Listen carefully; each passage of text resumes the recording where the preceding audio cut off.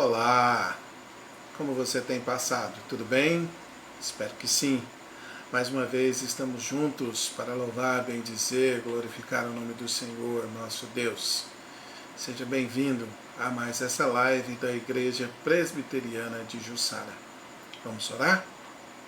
Ó Deus Santo e Bendito, no nome de Jesus, nós nos colocamos na Tua presença, suplicamos a Tua graça, a Tua bênção, a Tua misericórdia sobre o Teu povo, reunido, Senhor, neste momento, neste canal, nesta live, ó Pai. Em nome de Jesus, pedimos que a Tua graça, a Tua bondade sejam sobre todos nós e que o Teu Santo Espírito nos conduza nesse momento de louvor e adoração ao Senhor. Te louvamos, te bendizemos, Deus amado, e o fazemos no nome de Jesus. Amém e amém. Todos juntos, então, vamos louvar o Senhor, vamos bendizer, vamos cantar a Ele.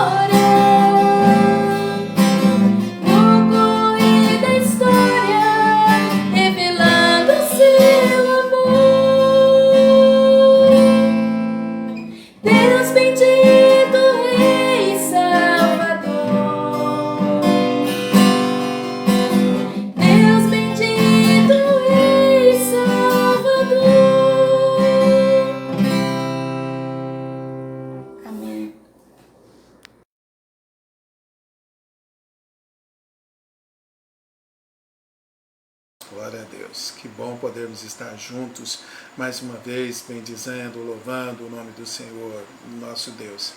Quero saudar aqui todos vocês que estão conosco nesse momento, a Nilva, Inês, Maria Luísa, Dona Ana Bernardes, minha esposa Áurea conosco também, a Zenilda, nosso filhote, o Caio, ali em Uberlândia.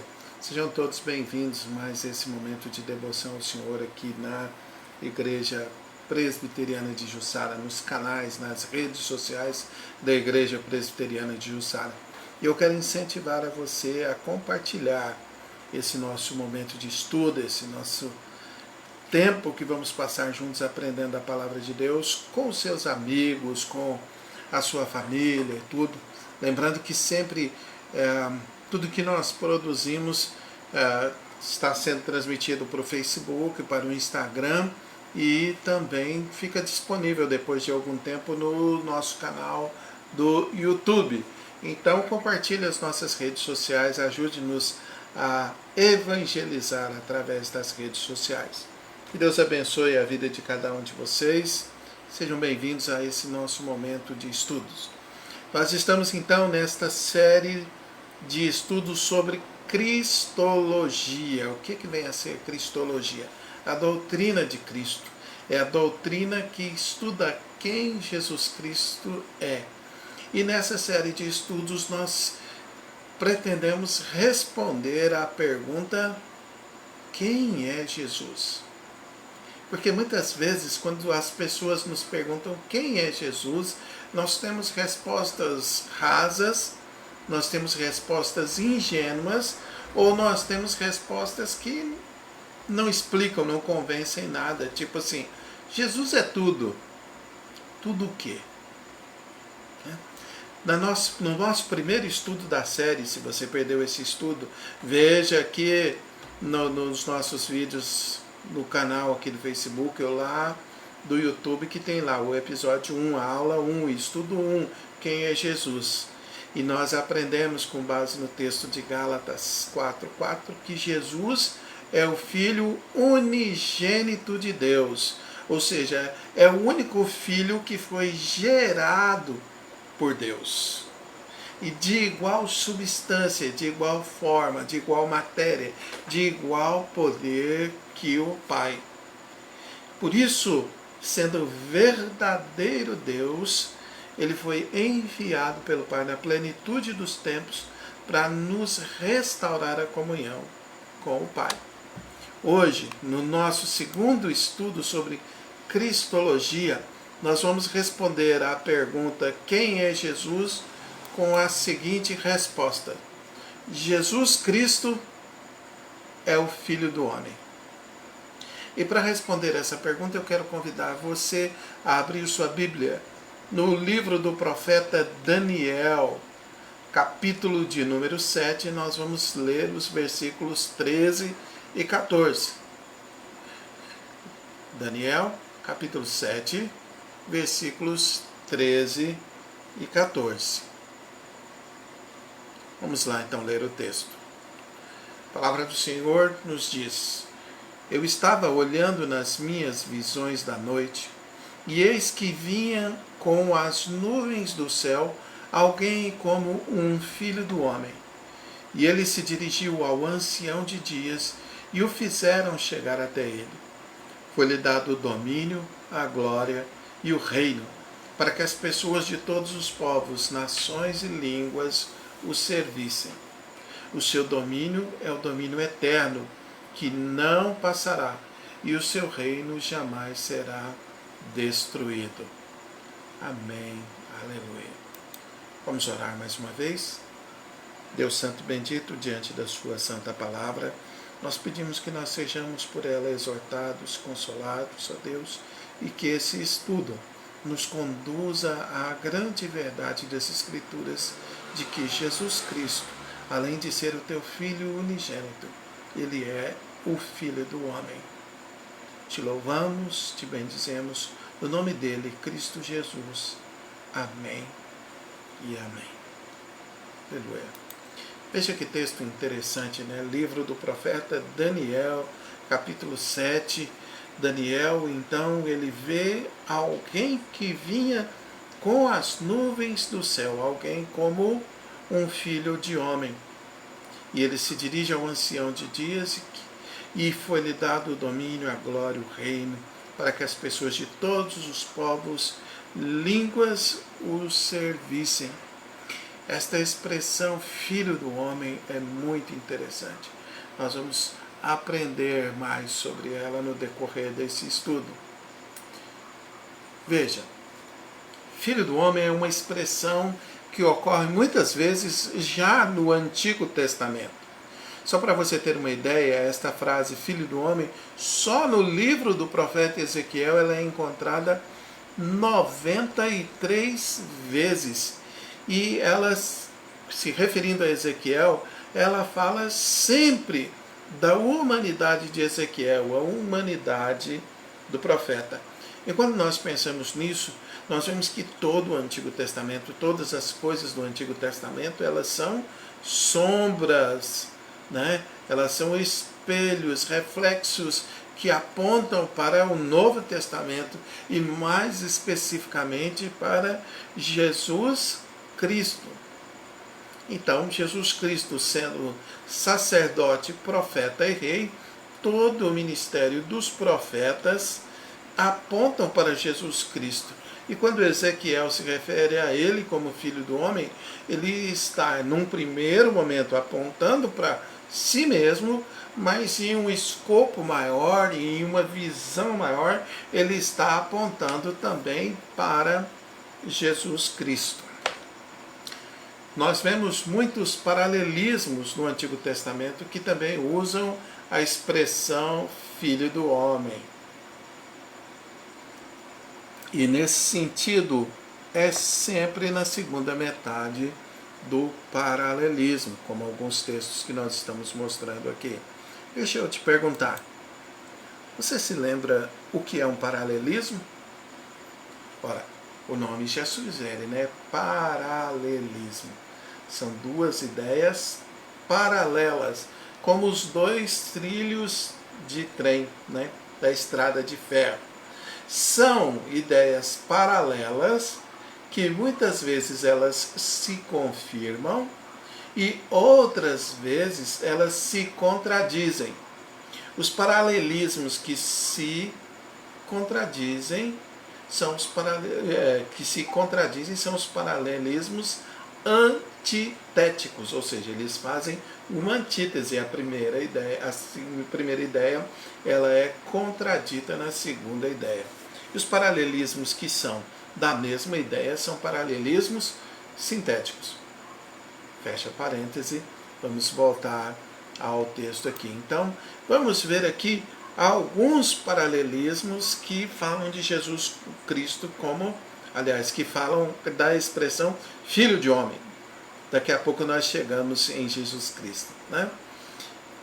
Alguns aqui textos, Números 23, 19, o livro de Jó tem alguns, o livro dos Salmos tem vários, Isaías tem vários, Jeremias tem vários. Eu separei para nós darmos uma olhada aqui, um paralelismo antitético. Esse aqui, que ocorre em Números capítulo 23, 19, ou seja, a primeira ideia ela é contradita pela segunda. Veja aqui, verso 19. Deus não é homem para que minta, e nem filho do homem para que mude de ideia. Será que tendo ele prometido não o fará? Ou tendo falado não o cumprirá? Esta primeira frase aí que está sublinhada, então, essa primeira expressão aí, composta de duas frases. Primeira frase, Deus não é homem para que minta. Segunda frase, ligada à primeira, nem filho do homem para que mude de ideia. Então nós percebemos que as ideias paralelas são de que a grandiosidade de Deus e a pequenez do homem. Deus sempre verdadeiro, o homem muitas vezes mentiroso. Deus sempre fixo naquilo que fala, naquilo que promete, naquilo que ele determina, e o homem volúvel, né, que muda de ideia, que muitas vezes não permanece. E aí nós percebemos então que as ideias são em um primeiro momento antitéticos, Deus e o homem, e as duas outras ideias sintéticas paralelas, ou seja, Deus não é homem, por isso ele não mente, e nem filho do homem, por isso ele não muda de ideia. Nesses paralelismos, então, nós encontramos várias vezes a expressão filho do homem no Antigo Testamento. Mas, provavelmente, a melhor fonte, a fonte mais crítica, a fonte mais exata para entender essa expressão filho do homem é Daniel 7, 13, 14, os versículos que nós lemos agora há pouco. Nesse texto, como filho do homem vem com as nuvens do céu.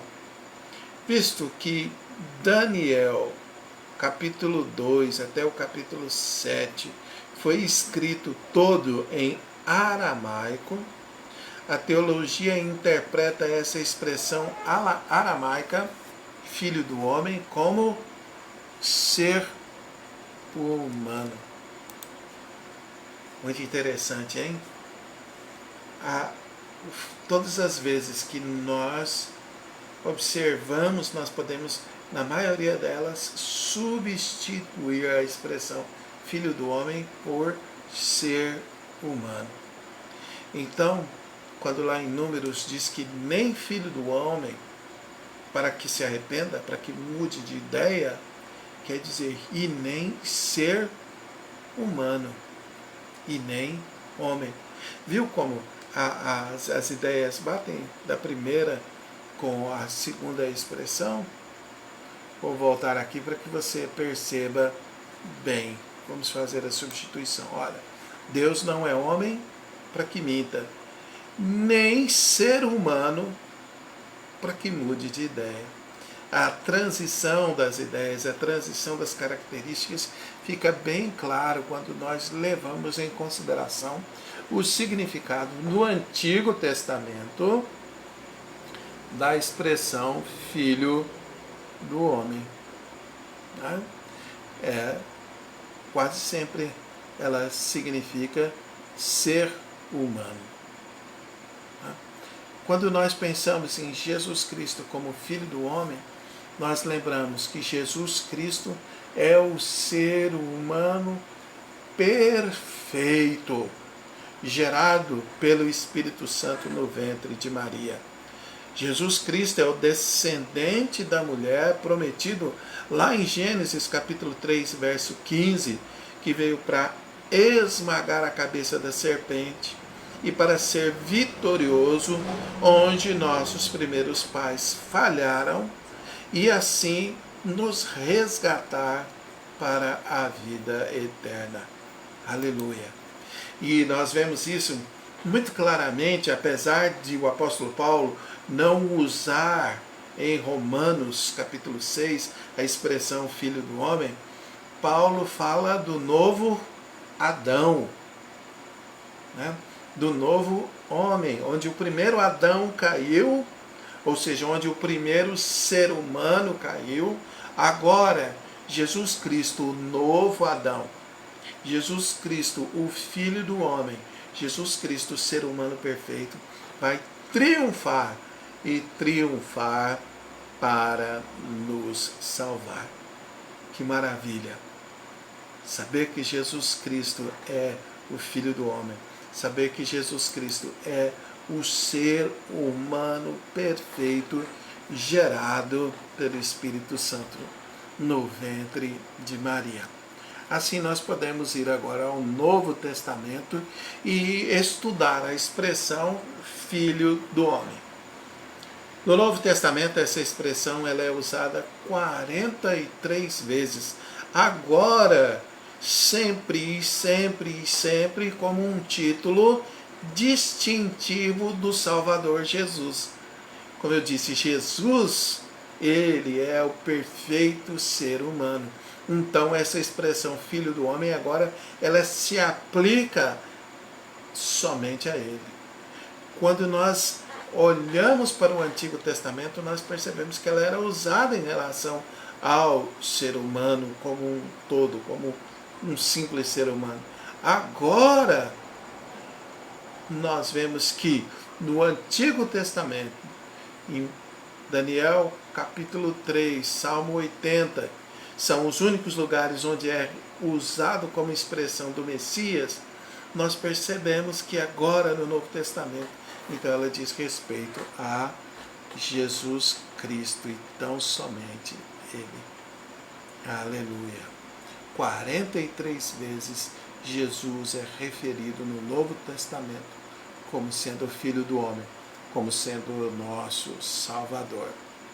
E esse título, ele então revela para nós a verdadeira humanidade de Jesus Cristo. A verdadeira humanidade do nosso Senhor e Salvador.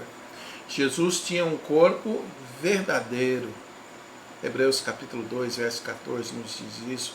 Lucas 24, 39 também nos diz isso. Várias outras referências ao longo do Novo Testamento nos mostram essa humanidade de Jesus Cristo. E ele era um homem, porém um homem perfeito. Vamos ver aqui lá em Lucas capítulo 24, verso 39. Então nós percebemos Jesus, quando ele ressurreto vai falar com os discípulos, ele manda que eles olhem as mãos e os pés. Vamos ver o texto aqui, olha. Vejam as minhas mãos e os meus pés, que sou eu mesmo. Toquem em mim e vejam que é verdade, porque um espírito não tem carne nem ossos, como vocês estão vendo que eu tenho. Jesus Cristo, meu querido, minha querida, verdadeiro Deus, verdadeiro homem, totalmente Deus, totalmente homem, feito de carne e ossos, como eu e você.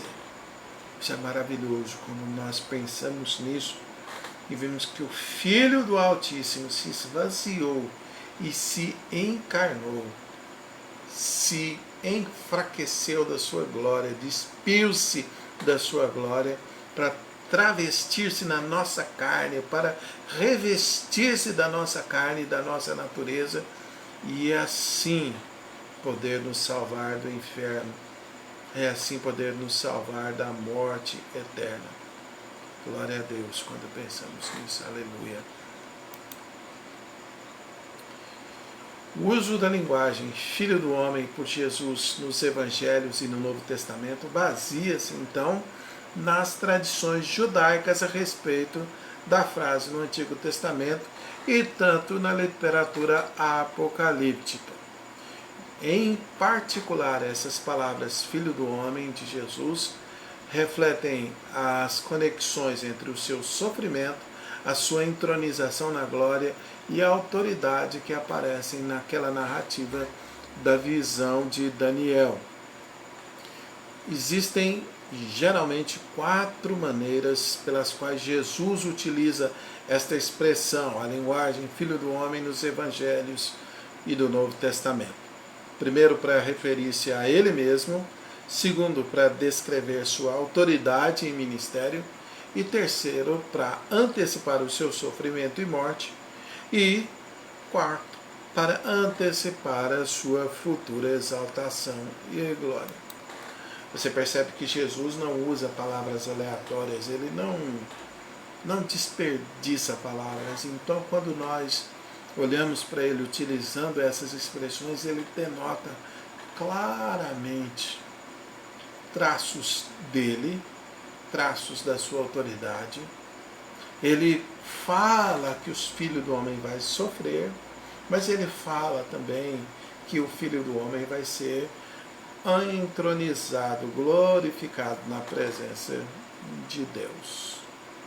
Bem, vamos ver então, primeiramente, Jesus Cristo falando, usando a expressão Filho do Homem,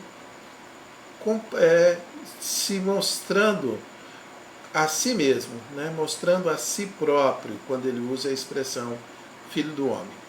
Veja, em primeiro lugar aqui, quando Jesus compara o seu ministério com, por exemplo, o ministério de João Batista, ele compara com a reação das pessoas. Diz que João não veio comer nem beber, mas as pessoas criticavam a João Batista, né? Porque João Batista tinha uma vida mais ascética, uma vida mais de privação. Ele comia gafanhotos, mel silvestre, era alguém que tinha uma vida bem simples, né? E aí vem Jesus, o Filho do Homem. Então Jesus está referindo a si mesmo quando ele diz: o Filho do Homem veio comendo e bebendo. E agora o que as pessoas falam? As pessoas chamam a ele, Jesus Cristo, o Filho do Homem, de glutão e beberrão.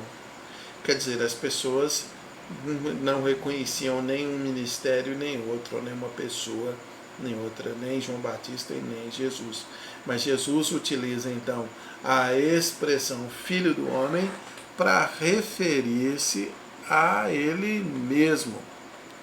Uma segunda ocasião em que Jesus fala sobre a sua própria identidade é quando ele, junto com seus discípulos, narrado aqui em Mateus, Marcos e Lucas, ele pergunta então: quem os homens dizem que o Filho do Homem é?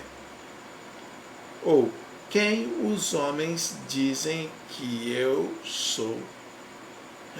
Ele pergunta e ele utiliza a expressão Filho do Homem, referindo-se a ele mesmo. No primeiro momento, a pergunta é: quem os homens dizem que o Filho do Homem é? E a resposta dos discípulos, vocês vão se lembrar, uns dizem que é o profeta, outros dizem que é Elias, outros dizem que é João Batista. E aí Jesus pergunta para eles: e quem vocês dizem que eu sou? E aí nós temos aquela maravilhosa confissão de Pedro, né? Pedro olha para Jesus e diz: tu és o Cristo, o Filho do Deus vivo, aleluia. E Jesus diz: bendito és tu, Simão, porque Deus revelou isso a você. Glória a Deus.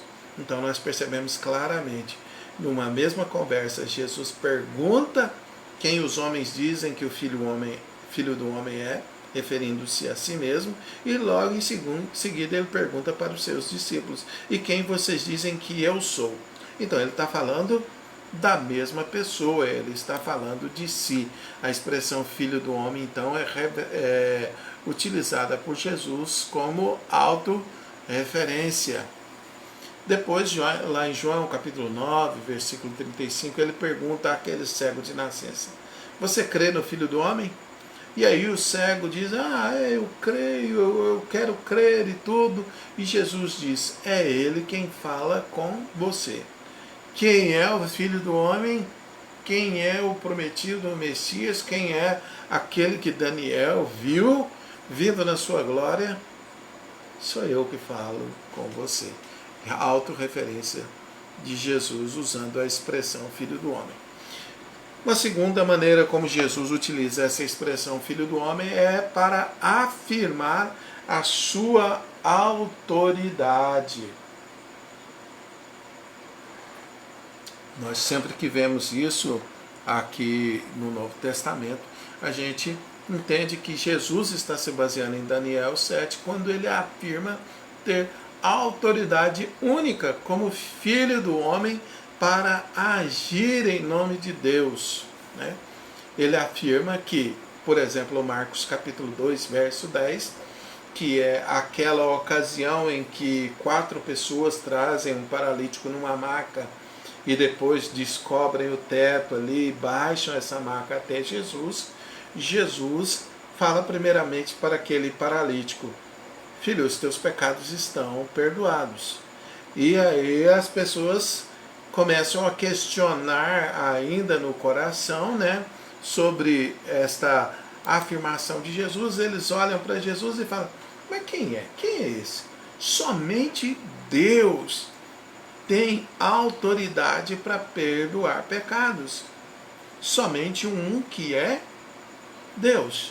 E aí Jesus Cristo, então, reafirmando a sua autoridade por ser Filho de Deus, e afirmando como homem que eles viam ali, tinha a autoridade para perdoar pecados, Jesus diz então, para que saibam que o Filho do Homem tem autoridade na terra para perdoar pecados, eu digo, levanta, toma o teu leito e anda. E aí nós vemos o paralítico pega o seu leito e vai-te embora. Né? Logo em seguida, os evangelhos também narram questões relacionadas ao sábado. E Jesus Cristo afirma a sua autoridade, dizendo que ele, Jesus, o Filho do Homem, é Senhor até do sábado. Ou seja, ele é Senhor de todas as coisas, porque ele tem a autoridade de Deus, ele age em nome de Deus. Né? Terceira ênfase que Jesus Cristo dá nessa expressão Filho do Homem é quando ele fala da sua pobreza e do seu ministério. Ali Mateus capítulo 8, verso 20, quando as pessoas querem segui-lo, ele afirma para aquele seguidor que falou com ele e fala, olha querido, as raposas têm covis e as aves do céu têm ninhos, mas o Filho do Homem não tem onde reclinar a cabeça. Mateus capítulo 8, verso 20, e aquele homem vai embora entristecido. Né? Em Lucas, Jesus também utiliza esse título para resumir o propósito do seu ministério. Ele diz, porque o Filho do Homem veio buscar e salvar os perdidos. Esse é o propósito do ministério terreno de Jesus. Então nós percebemos claramente aí que Jesus, ele defende a sua autoridade, mas ele também defende o seu ministério, utilizando-se dessa expressão Filho do Homem. O uso de Filho do Homem no Evangelho de João parece enfatizar simultaneamente tanto a autoridade de Jesus como a sua entronização celestial. João, nos seus escritos, e a gente lembra que o Evangelho de João é um evangelho que foi escrito com o propósito de para que creiam que Jesus Cristo é o Filho de Deus, e assim crendo nós tenhamos vida eterna.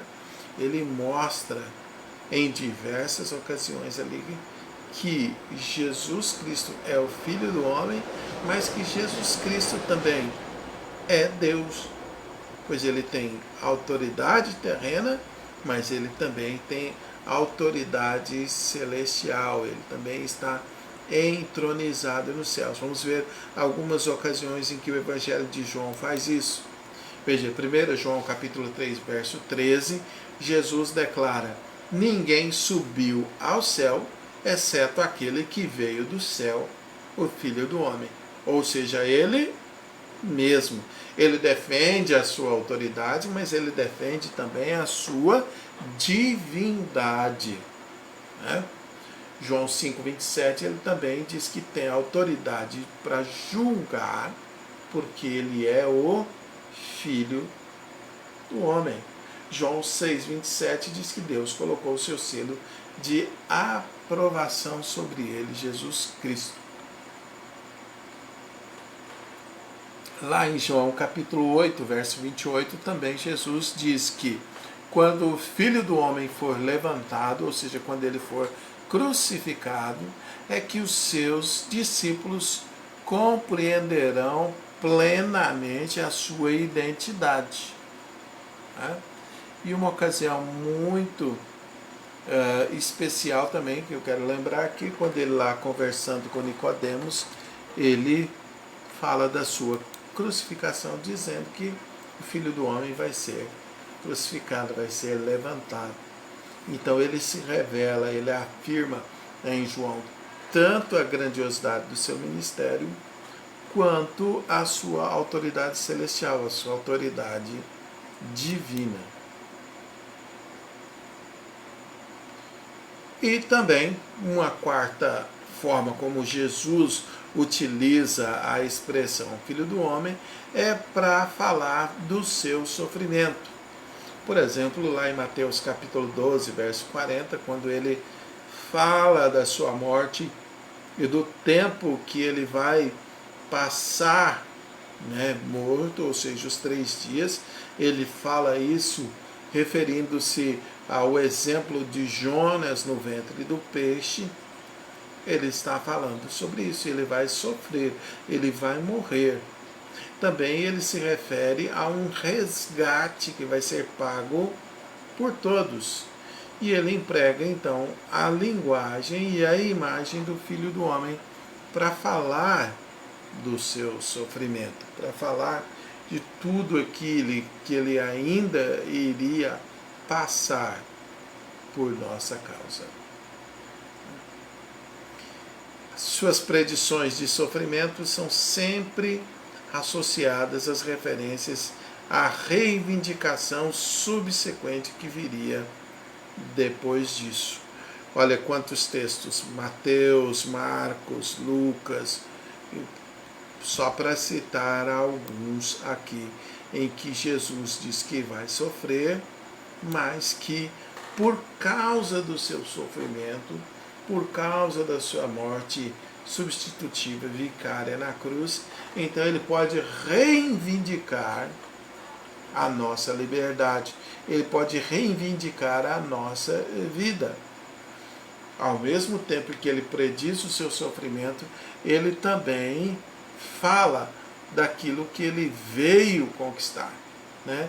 Um exemplo muito claro disso, como eu disse, está quando ele fala com Nicodemos e ele diz que assim o Filho do Homem deve ser levantado, ou seja, deve ser crucificado para que nós tivéssemos a vida eterna. Outra ocasião é pouco antes dele ir para o Getsemane, ele diz aos discípulos, né? Agora é glorificado o Filho do Homem. Como é que o Filho do Homem foi glorificado? Pela sua morte e o seu sofrimento na cruz. Por toda a humilhação que ele sofreu, pelos julgamentos e tudo, e tendo como ponto alto a sua morte e a sua ressurreição. Assim, a ideia é de que sua glorificação ela está intimamente ligada ao seu sofrimento. Quando nós pensamos nisso, quando nós observamos esse tipo de coisa, nós pensamos como Jesus Cristo, nosso Senhor e Salvador, teve como consequências da sua morte, da sua ressurreição, do seu sofrimento, a glória eterna, a glória de um nome que está acima de todo nome, de um nome que está além de tudo. O apóstolo Paulo diz lá em Filipenses capítulo 2, que Jesus não usou de usurpação, ser igual a Deus, mas se esvaziando dele mesmo. Ele tornou-se obediente até a morte, morte de cruz.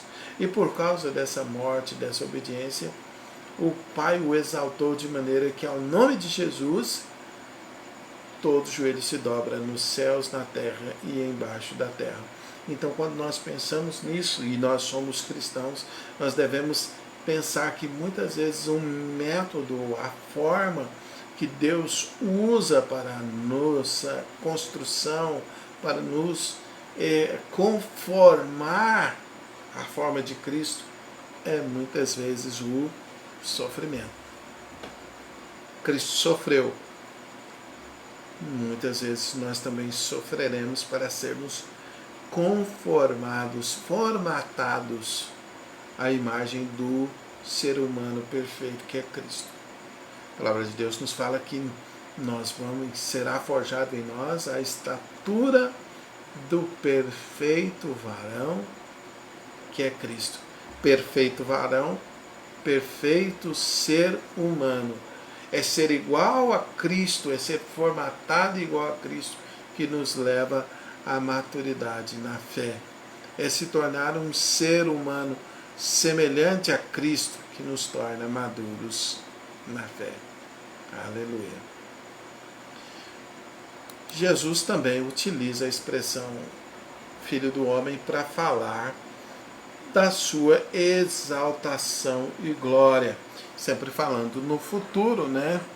Jesus frequentemente emprega-se contextos em que diriam a sua exaltação futura, quando ele estaria diante do Pai, quando tendo cumprido a missão que o Pai lhe deu, ele estaria ali glorificado, entronizado diante do Pai. Por isso, lá em Apocalipse, o apóstolo João descreve 2 vezes Jesus como Filho do Homem. Uma primeira vez em Apocalipse capítulo 1, verso 13, e uma segunda vez lá no capítulo 14, verso 14. Vamos dar uma olhada então nesses textos. Capítulo 1, versos 13 a 15, João diz assim: E no meio dos candelabros, um semelhante a um filho do homem, vestido como? Com vestes talares e cingido à altura do peito com um cinto de ouro. A cabeça e os cabelos dele eram brancos como a alva lã, como a neve. Os olhos eram como chama de fogo, e os seus pés eram semelhantes ao bronze polido, como que refinado numa fornalha. A sua voz era como o som de muitas águas. Que figura de linguagem maravilhosa João usa aqui para mostrar Jesus. Jesus, um como Filho do Homem, um como eu, um como você. Perfeito ser humano, que estava ali. E aí ele toma a linguagem de Daniel, veja como ele diz: a cabeça e os cabelos eram brancos como a alva lã, como a neve. Os olhos eram como chama de fogo. A referência inicial de João evoca Daniel, capítulo 7. Um cabelo branco como a lã, vestes brancas e fogo ardente. Daniel, capítulo 7, usa isso. Apocalipse, capítulo 1, também usa. João utiliza em linguagem empregada na descrição de Daniel do ancião de dias para descrever Jesus Cristo, nosso Senhor e Salvador. A segunda vez que João, ali no Apocalipse, então, descreve Jesus como Filho do Homem, capítulo 14, versos 14 a 16, está escrito: Olhei e eis uma nuvem branca, e sentado sobre a nuvem, um semelhante a filho de homem, tendo na cabeça uma coroa de ouro e na mão uma foice afiada. Quem é esse? Jesus Cristo, o nosso Senhor e o nosso Salvador, ali assentado sobre a nuvem, semelhante ao Filho do Homem, tendo na cabeça a coroa de ouro e na mão a foice. E o que ele vai fazer? Verso 15. Outro anjo saiu do santuário, gritando com voz forte para aquele que estava sentado sobre a nuvem: Pegue a sua foice e comece a colher, pois chegou a hora da colheita, visto que os campos da terra já amadureceram. E aquele que estava sentado sobre a nuvem passou a foice sobre a terra e fez a colheita. Aleluia. O que é que vem à sua mente quando você lê esse texto de Apocalipse? Medo? Terror? Alegria? Esperança? Espero que sejam alegria e esperança, porque nós somos os frutos, a colheita de Jesus Cristo. E Ele passa a força para colher o seu povo, porque os campos da terra estão maduros. E a hora da colheita está chegando, meu querido, minha querida. Prepare-se para encontrar com Jesus Cristo. Prepare-se para se encontrar com o Senhor e Salvador da sua vida. Maravilha. João liga a figura de Daniel como entronizado à direita do Pai como igual a Deus. E a sua autoridade para colher as uvas da terra flui da autoridade dada à figura de Daniel, que compartilha o trono de Deus. Jesus Cristo é, portanto, o Filho unigênito de Deus, verdadeiro Deus. Jesus é também o Filho do homem, verdadeiro homem. Quem é Jesus? Jesus é o Deus homem que veio para nos salvar das garras do inferno e da morte. Aleluia! Quem é Jesus? Jesus é o Filho unigênito de Deus. Jesus é o Filho do homem. Jesus é nosso Senhor e nosso Salvador. E a Ele vamos orar agora. Vamos pedir que essas verdades da palavra de Deus penetrem no nosso coração e façam ali morada e se tornem coluna e sustentação da nossa fé. Jesus Cristo, nosso Senhor e Salvador, Filho unigênito de Deus, ser humano perfeito como nós, Filho do homem. Oremos. Deus Santo e Bendito, nós nos colocamos diante do Senhor, no nome de Jesus Cristo, o Teu Filho unigênito, o Filho do homem, para suplicar a Tua graça, a Tua misericórdia, as Tuas bênçãos sobre as nossas vidas, principalmente a bênção do perdão dos nossos pecados, a bênção de ter o nosso nome escrito no livro da vida eterna. Pai Santo e Bendito, nós pedimos que nós sejamos guardados como colheita preciosa de Cristo, que nós possamos ser, no tempo certo, levados à Tua presença, à Tua glória, à Tua majestade, Senhor, e nos alegrar diante do Senhor, em Jesus Cristo, nosso Senhor e nosso Salvador. Pai de bondade, enquanto isso não acontece, pedimos que nessa terra sejamos guardados e protegidos pela Tua mão poderosa, sejamos livres da doença, das enfermidades, das provações, das privações, da maldade dos homens, do maligno inimigo de nossas almas. Pai Santo, concede-nos, Senhor Deus, que nós tenhamos esperança no Senhor, esperança em Cristo, nosso Salvador, esperança no Espírito, nosso Santificador. Guarda-nos, protege-nos, livra-nos de todo mal. Clamamos a Ti em nome do Senhor Jesus. Amém. Amém. Que a graça do Senhor Jesus, o amor de Deus, o nosso Pai, as doces e eternas consolações do Espírito Santo sejam sobre você, sua casa, sua família, sobre todo o povo de Deus espalhado pela face da terra, agora e para todo sempre. Amém e amém. Glória a Deus. Tenha um restante de noite tranquilo, um restante de semana maravilhoso e que você possa desfrutar das bênçãos do Pai que estão reservadas a todos aqueles que declaram o senhorio de Cristo sobre as suas vidas. Em breve estaremos de volta, permitindo Deus. Até lá, o Senhor te abençoe e te guarde. Que a paz dele seja sobre você, sua casa e sua vida. Amém e amém.